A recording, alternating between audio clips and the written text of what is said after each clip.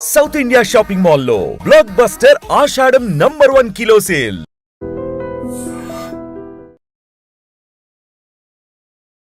Breaking news చూస్తున్నారు. రవితేజ ఇంట్లో విషాద ఛాయలు నెలకొన్నాయి.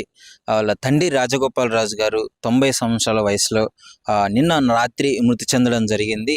సో గతంలో ఆయన రియల్ ఫాదర్ సినిమాలో ఎక్కువగా కోట శ్రీనివాసరావు గారు ఫాదర్ క్యారెక్టర్గా వేసిన ఆయన.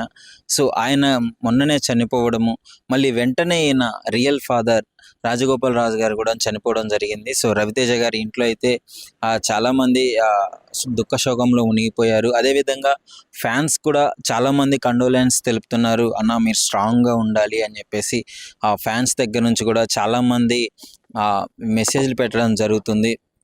ఫ్యాన్స్ కూడా సంతాపం వ్యక్తం చేయడం జరుగుతుంది. అదేవిధంగా పలువురు సినీ ప్రముఖులు కూడా రవితేజ గారిని చూడడానికి వెళ్ళారు. వాళ్ళ ఫాదర్ ఫ్యూనరల్ కార్యక్రమాల్లో పాల్గొనడానికి చాలామంది సినీ ప్రముఖులు కూడా రావడం జరిగింది. అలాగే ఆ సెలబ్రిటీ శ్రీలీల గారు కావచ్చు, చిరంజీవి గారు కావచ్చు, వీళ్ళందరూ వాళ్ళ బాధ్యత ప్రకారము ఒక సాటి యాక్టర్గా వాళ్ళ ఫాదర్ చనిపోయినందుకు సో సంతాపం వ్యక్తం చేశారు. వాళ్ళు కూడా వచ్చి ఆ కార్యక్రమాల్లో పాల్గొన్నారు.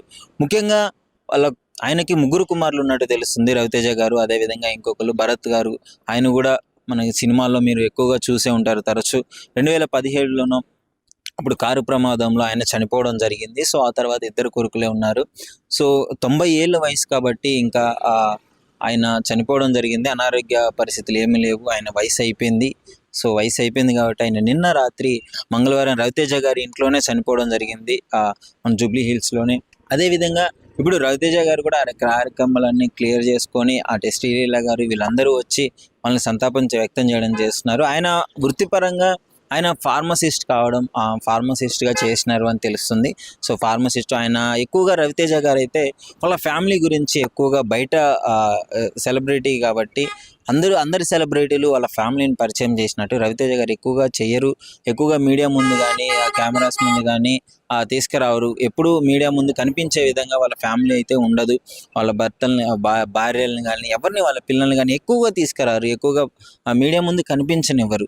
అది ఈయన రవితేజ గారు ఒక మంచి యాక్టరు. ఆయన ఒక పెద్ద యాక్టర్ కావడంతో ఆయన మాత్రమే మీడియా ముందుకు వచ్చేవాళ్ళు. వాళ్ళ బ్రదర్ కూడా కొన్ని సినిమాలు చేయడం వల్ల అందరికీ సుపరిచితులు అయి ఉండడము.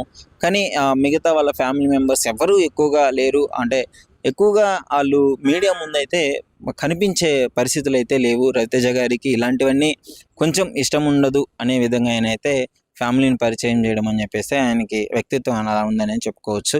మరి ప్రస్తుతానికైతే ఆ రవితేజ గారు ఆ ఫ్యూనరల్ కార్యక్రమాలన్నీ కంప్లీట్ చేసుకొని వాళ్ళ తండ్రి పార్థివ దేహాన్ని ఆ కాటిలో అది ఇచ్చిన తర్వాత అక్కడ కంప్లీట్ అయిన తర్వాత ఆ కార్యక్రమాలు ఆయన అయితే వెళ్ళిపోవడం జరిగింది.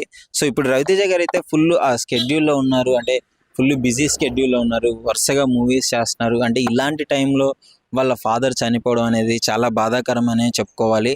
సో వాళ్ళ ఫ్యాన్స్ దగ్గర నుంచి కూడా చాలా మంచి సపోర్ట్ అందుతుంది.